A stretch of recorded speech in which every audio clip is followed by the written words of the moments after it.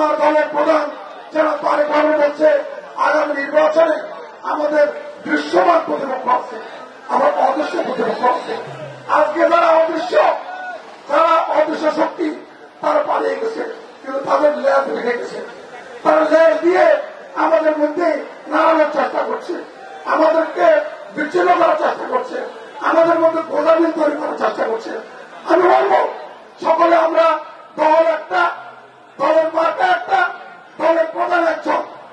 আমরা সে দলের প্রধান হিসেবে যাকে আমার মতো একজন সাধারণ মানুষকে আপনাদের খাদের পরিবার আছে, আমি আপনাদের কাছে বিনীত আহ্বান করব, আমাদের মধ্যে ঐক্যই একমাত্র পারে।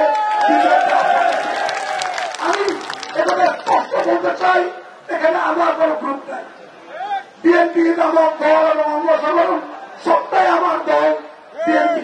এখানে বিএনপির বাইরে কারো দল উপদল নাই। আমি মনে করি এখন থেকে যেদিন ঘোষণা করছে তখন থেকেই আমরা সকলেই এক দল, এক দলের কর্মী, এক দলের অনুসারী।